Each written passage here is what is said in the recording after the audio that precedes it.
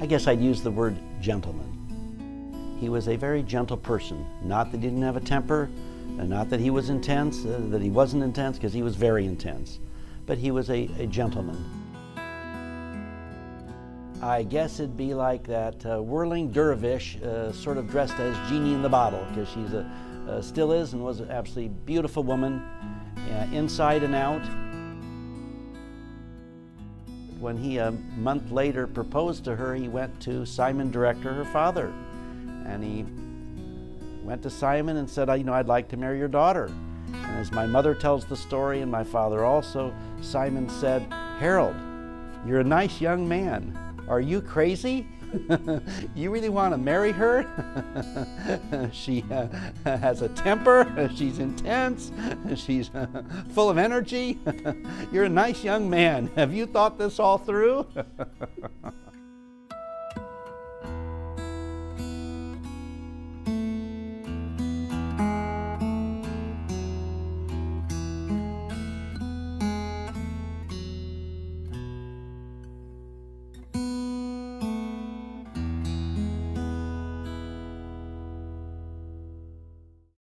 Growing up, I was so lucky to have a mother at an art gallery. I'd go to the openings, I'd meet the artists, I'd go play weekends with their kids. I bought my first piece of art when I was 14, a Louis Bunt study called Sanctuary. And on the back it says, the first piece of the Schnitzer collection, bought on the night of June 23rd, 1965. It was $75. With the family discount, it was $60, and I paid my mother $5 a month. And as I've said, if I ever missed a payment, she knew where to foreclose because my bedroom was right next to theirs, okay? It's been with me ever since. It was at the height of a recession. This site was, other than the old dilapidated Paramount Theater, there was nothing here. It was a deep recession, and the arts had no theater spaces other than the old Civic Auditorium. We had told the taxpayers we would not sell the $19 million general obligation bonds until we had raised $6 million from the private sector. Their gift put us over the top. That allowed us to sell the bonds. That gave momentum to the project. He says, you know what, I'll do it, but I'd like to do it in honor of my wife Arlene, because she's done so much for art and culture in the community.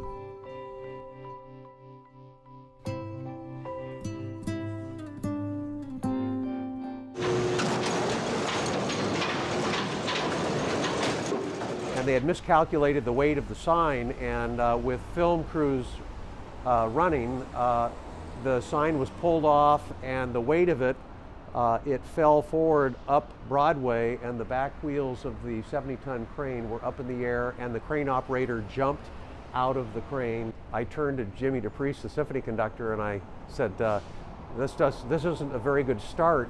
And someone had said, you know, all news is good news, and this ended up on the national news on that Sunday night.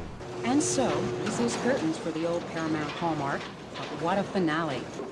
Nancy Francis, reporting for Newsroom 6.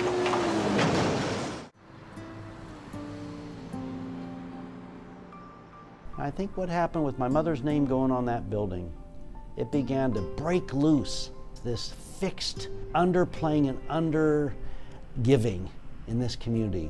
It began to burst open into the sky. So others said, you know what? I'll do a Newmark Theater. I'll do a Winningstad Theater. I'll do a Swindells this. I'll do a Peter Stott this. I'll do all the wonderful things we've done. And one time when I was up there 20-something years ago, I looked up and it was in such disrepair. And I said, the column just looks terrible. And if you ever need some help figuring out how to help restore it, I'd love to tackle that. I formed a board of half Astoria people and half Portland people that had Astoria roots or cared about it. And we created Friends of Astoria column. And I've been president of that for 28 years. We've raised $3.5 million to restore it. The city of Astoria had designed, and we were ready to go out to bid, to have some very elaborate serpentine access for those who need assistance to get to the column. And I showed this to Arlene and to Jordan. Arlene went nuts. Are you kidding me? She says, Willis, you're nuts. This is the Astoria column. When you are to enter the column and see the great monument we have here, it is meant to be approached from the front. And if people need assistance, they should not be brought up the back steps and through the back door. This is how you enter to look at this wonderful monument. What we're going to do, we will just gradually make the whole landscaping gradually go up. So everyone, disabled, if they need assistance, if they're high school athletes, we will all enter to look at the column the same way. Her idea, which Jordan likes to take credit for, but it was her idea, cost less, save us money, and it is gorgeous. You know, there's nothing else like Confluence across the country. It's seen as one of the most ambitious public art projects in the country, and it's right here in our backyard.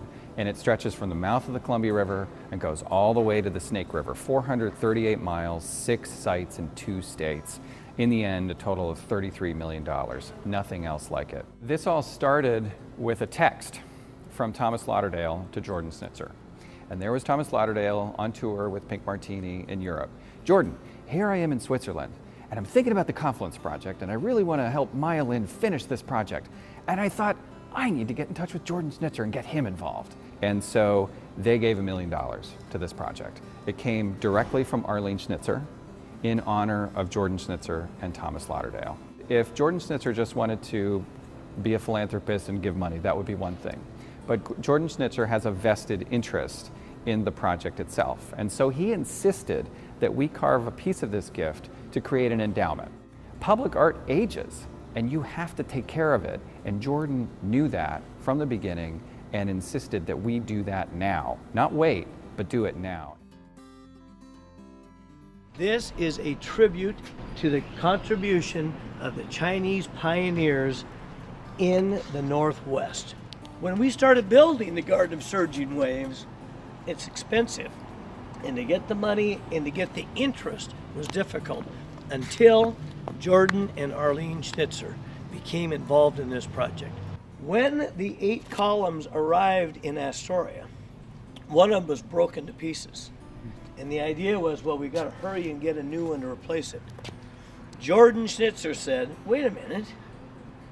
A lot of the Chinese pioneers, the Chinese immigrants had broken legs, broken bones, broken families. We don't just discard them. They stayed here, they're part of the family. We saved the broken column. And we're so glad we did. And of the 8 columns, which one do you think gets the most attention? People come over to the broken one. And they go, oh, the broken column. This is so wonderful you were able to use it. They ignore the 7 good ones. They go to this one.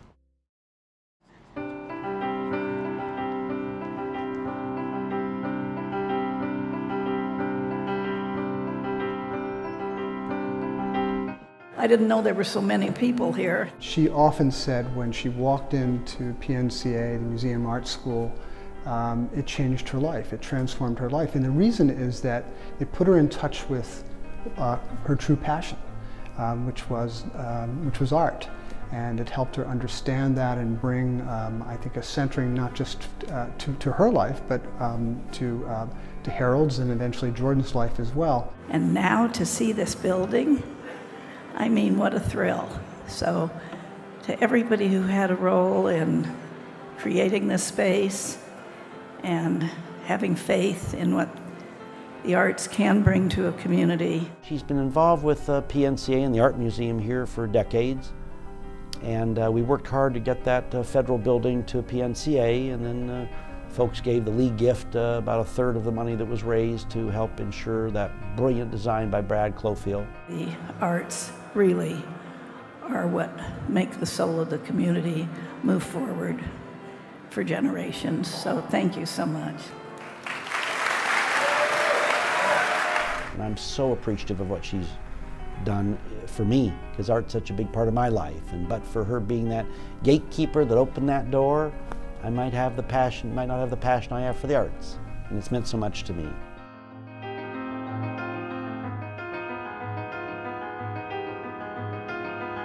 So we are in the Harold and Arlene Schnitzer Gallery, which is part of the new addition that Jordan was responsible for, that opened in 2005. Jordan is probably, if not the #1, in the top ranks of contemporary print collectors in the United States. He has a collection that's probably approaching 8,000 works and has huge depth in certain artists, including Andy Warhol, Ellsworth Kelly, many, many others. But this is a space that really houses a lot of our permanent collection too, that's in Pacific Northwest art, which of course was the passion of Arlene Schnitzer. And a couple years ago, we were able to show a selection from Arlene Schnitzer's esteemed collection from the Fountain Gallery. So in fact, both Schnitzers have been instrumental in helping us fulfill our mission.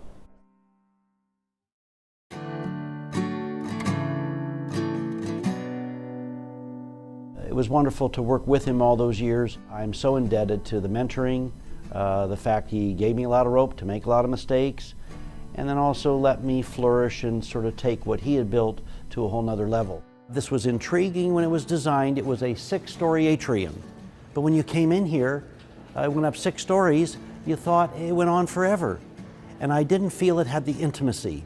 So I began working with the architects. We worked with GBD Interior Architects on this and said, let's bring down the scale of this to make it more humanized.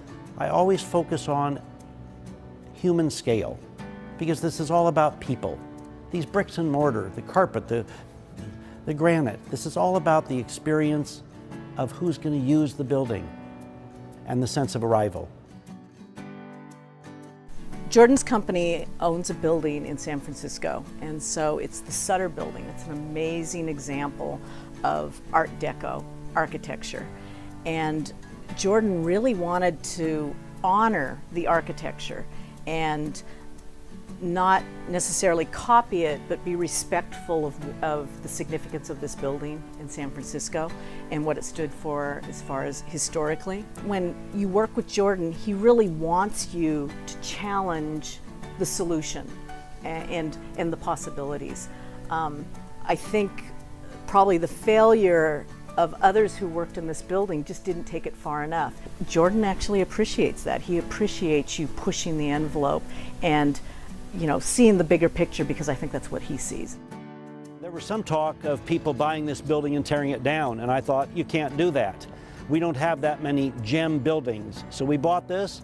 We worked with Hannaberry Eddy, and this is a jewel. On projects we get involved with, we may take a little longer than some developers, but when you're lucky enough to work on something like this, you can't screw it up. I don't want that on my reputation and my legacy. This is where the public came to go to the Federal Reserve, and we kept the entrance, and we really kept the space open, gave it that creative look, and we're delighted that the architectural firm is here and loves the space. This was the original floor, we kept it. I think this is an example of how you can readapt a building to current uses, but still honoring the past.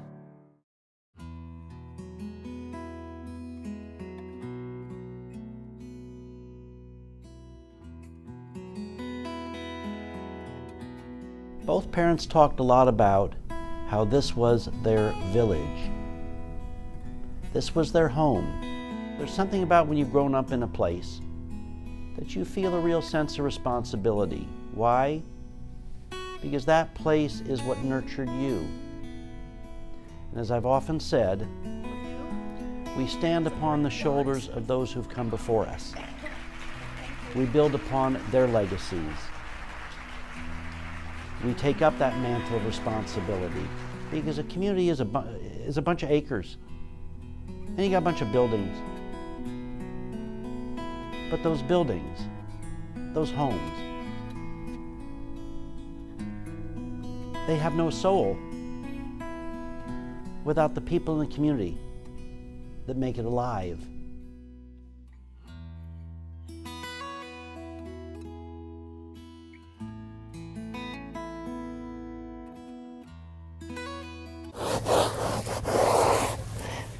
Everything at the column isn't perfect. Jordan was in charge of the pavers. He put mine in upside down. I can't believe it. Upside down. Jordan, I still come up daily and clean it. Jeff Gianola just asked me, did Jordan really put your paver in upside down on purpose? Hell yes, he put it upside down on purpose.